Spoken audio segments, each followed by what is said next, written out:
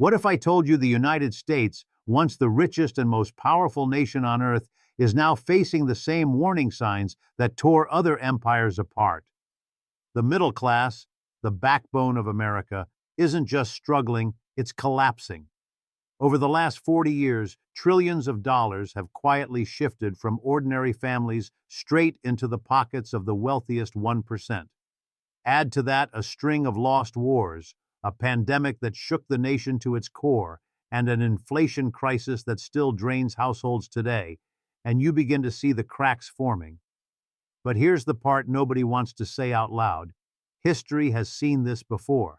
A frustrated, beaten-down working class searching for answers once gave rise to something dark and unstoppable. Could America be walking the same path? Stay with me because what comes next might change the way you see the future. Number 1. The vanishing middle class. For decades, politicians have promised to protect the middle class, the hardworking backbone of the American dream.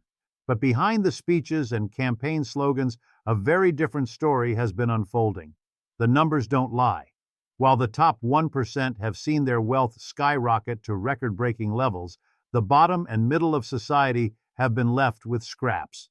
Economists point to the Gini coefficient, a standard measure of inequality, and it shows a nation where wealth has been pulled upward, leaving a hollowed-out center. What was once the most stable, comfortable, and proud segment of American society has slowly been drained of security. And just when things couldn't get worse, a perfect storm arrived. First, the pandemic shattered families, businesses, and jobs, exposing how fragile everyday life had become. Then came an inflation wave that made even basic necessities, food, rent, gas, feel like luxuries. Each blow weakened a class that was already on shaky ground. Today, millions of families find themselves working harder than ever, but still falling behind, watching the promise of stability slip further out of reach. This isn't just an economic issue. It's an emotional one. People feel abandoned, cheated, and betrayed. The idea that America would always remain the land of opportunity has been replaced with quiet despair. And history shows us that when a society's middle class loses faith, dangerous things can follow. In Germany during the 1930s, economic collapse and anger among ordinary workers created fertile ground for extremist promises. Not everyone supported it, but enough did to tip the balance. That story doesn't have to repeat itself, but the similarities are too strong to ignore. And in America today, that growing sense of frustration is building into something leaders may not be able to control. Number 2, echoes of McCarthyism. When President Trump and his Vice President J.D. Vance announced a plan to purge anti-American ideology from the Smithsonian, the headline sounded almost surreal. But to anyone who knows history, it was disturbingly familiar. America has been here before. In the 1950s, the House Un-American Activities Committee launched a witch hunt against writers, actors, and intellectuals accused of harboring un-American beliefs. Careers were destroyed, families torn apart, and some of the greatest creative minds of the era, like Charlie Chaplin and Bertolt Brecht, were driven into exile. That chapter is now remembered as one of the darkest stains on American democracy. Yet history seems to be repeating itself. The idea of policing thought and labeling dissent as improper or dangerous echoes the paranoia of McCarthyism. Back then, fear of communism was the weapon.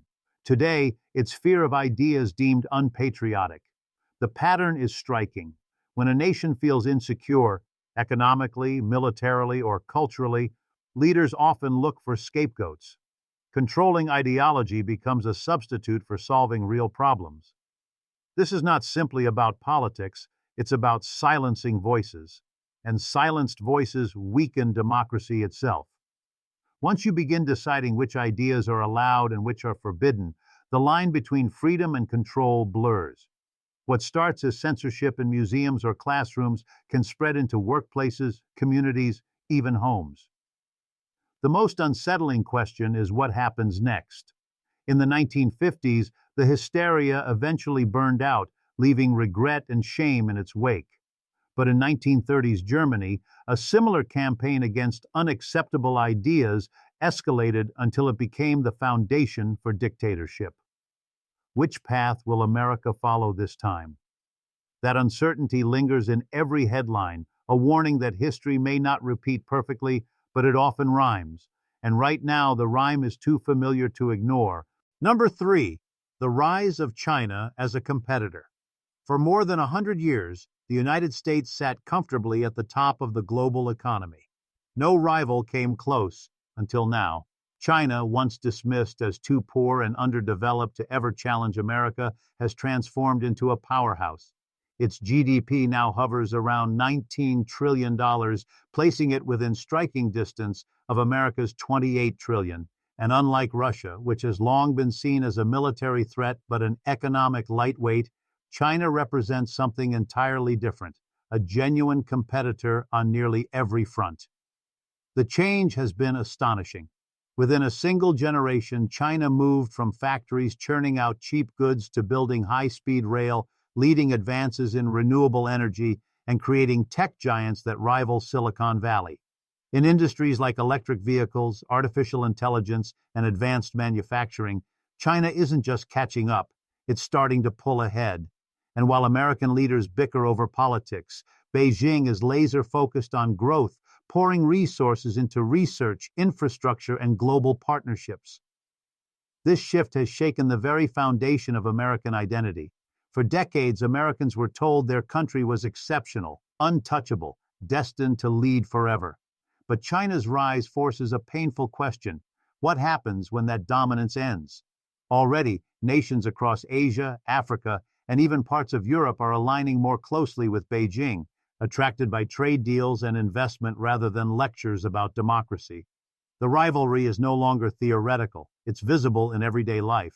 From electric cars like BYD to massive tech exports, Chinese products are flooding markets worldwide, often beating American alternatives on both price and quality. For the first time in living memory, the United States is not guaranteed to stay on top. And the unsettling truth is that China's momentum may only be accelerating while America's middle-class infrastructure and political system falter. Number 4, capitalism's many faces. Capitalism is often spoken of as though it were a single, unchanging system, but in reality, it has worn many different masks across history. In the early days of the United States, capitalism meant near complete freedom for businesses, laissez-faire markets where corporations operated with little regulation. That era produced vast fortunes for a handful of industrialists, but also widespread poverty, child labor, and unsafe working conditions. When those cracks grew too deep, government intervention reshaped the system. New Deal reforms introduced social safety nets, regulations, and labor protections, giving capitalism a softer, more managed face. Across the Atlantic, Scandinavia offered yet another version: high taxes paired with generous welfare programs. In these countries, capitalism still encouraged private business, but the state played a central role in redistributing wealth, creating some of the most equal societies on Earth. At the other extreme, the Soviet Union abandoned capitalism altogether, betting everything on state ownership and central planning, a model that promised equality but collapsed under inefficiency and corruption. Then came China, which created something entirely new. It blended state control with market freedom, allowing private businesses to thrive under the watchful eye of the Communist Party. This hybrid model, sometimes described as socialism with Chinese characteristics, has defied expectations. Critics assumed it would fail, yet it has produced explosive growth, lifting hundreds of millions out of poverty while positioning China as a rival superpower. What these examples show is that capitalism is not fixed. It bends, adapts, and mutates depending on who controls it. In the United States, the latest mutation has concentrated wealth at the very top, leaving ordinary workers squeezed. The unsettling question is whether America's current version of capitalism is sustainable, or whether it's pushing the nation toward the same kind of upheaval that once gave birth to entirely new systems. Number 5. The BYD example: trade wars. Nothing captures the shift in global power more clearly than the rise of BYD, a Chinese electric car company that has quietly become a symbol, of China's new dominance. Once dismissed as a minor player, BYD now sells more electric vehicles worldwide than Tesla. Its cars are cheaper, often more advanced, and produced at a scale that American automakers can't match. This success isn't just about innovation, it's about what happens when a country pours resources into industries of the future while competitors hesitate. In the United States, the response has been defensive rather than competitive. Instead of out-innovating BYD, Washington has raised tariffs to block Chinese vehicles from entering the American market. Officially, it's about protecting jobs and industries. But the reality is stark. American consumers are being denied access to cars that are both more affordable and, in many cases, better built. The decision reveals a deeper insecurity, an unspoken fear that America might lose its crown in industries it once led. What makes BYD's story even more intriguing is who believed in it early on. Back in 2008, Warren Buffett, one of the most respected investors in the world, quietly purchased a 10% stake in the company. At the time, many questioned his move. Today, it looks almost prophetic. Buffett saw what most of the West ignored, that China wasn't just copying technology, it was preparing to lead. The trade war surrounding companies like BYD is more than an economic squabble. It's a window into a future where America tries to wall itself off rather than face direct competition. But history suggests walls rarely hold forever. As China continues to push its products into markets across Asia, Africa, and Europe, the question isn't whether BYD will reach American shores, it's when and how much damage the delay will cause for U.S. industry. Number 6. The bigger picture. Decline of the dollar global order. For nearly 80 years, the U.S. dollar has been the backbone of the global economy. After World War II, the Bretton Woods system established the dollar as the world's reserve currency, giving America unparalleled influence. Oil, trade, and international debt were all tied to it, ensuring that Washington could project power not only with military strength, but also with financial leverage. But today, that dominance is slipping. Sanctions, tariffs, and financial restrictions, once seen as tools of control, are now driving other nations to seek alternatives. Countries tired of depending on the dollar are turning to regional trade agreements, local currencies, and gold reserves. Most significantly, the BRICS bloc, Brazil, Russia, India, China, and South Africa, has expanded its influence, openly discussing ways to create a parallel system that bypasses American financial control. What once sounded impossible is now edging closer to reality. The consequences are enormous. If the dollar loses its privileged position, America's ability to borrow cheaply, fund its military, and maintain global dominance could collapse almost overnight. Already, whispers of change can be seen in global trade data. China is making deals in yuan, Russia is shifting energy sales away from the dollar, and nations across Africa and the Middle East are experimenting with new arrangements. Each small step chips away at the foundation of American power. This isn't just an economic adjustment, it's a geopolitical earthquake. A world where the dollar is no longer supreme is a world where the United States must compete on equal terms without the hidden advantage it has relied on for generations.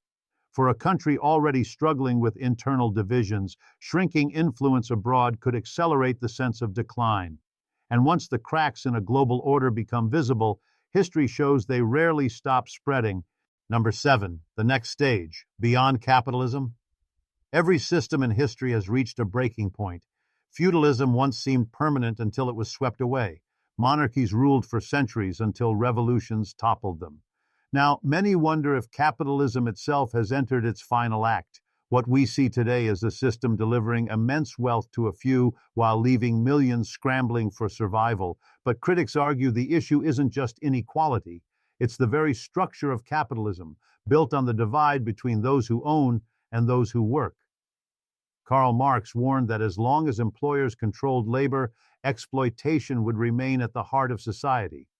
He compared it to slavery. You can reform it, soften it, even regulate it, but the basic hierarchy never disappears. Today, that warning feels eerily relevant. Even as industries change, workers remain trapped in systems where their labor creates value they will never fully enjoy. Some thinkers argue the solution is democracy in the workplace. Imagine businesses where workers aren't just employees but decision makers and co-owners, where profits and power are shared rather than concentrated. Experiments in worker cooperatives and employee-owned firms suggest that alternatives exist, though they remain rare and often overshadowed by corporate giants. The bigger question is whether society will move in this direction by choice or by force of collapse. History suggests that systems don't give way peacefully. They break under pressure, and from the ruins, something new takes shape. For America, the stakes couldn't be higher. Will it cling to a version of capitalism that enriches a few while hollowing out the middle? Or will it face the possibility that the future lies in models we've barely begun to imagine? One thing is certain: the ground beneath the current order is already shifting. The warning signs are all around us. An eroding middle class, echoes of old political witch hunts, rising global competitors, and a dollar that no longer commands the world's trust. History is whispering a message: no empire, no system, no power lasts forever. The question is not if change will come, but how and who will shape it. Will we cling to a crumbling order or dare to imagine something new? If you found these ideas eye-opening, share this video, spark the conversation, and let's explore together what the next stage of our future could be.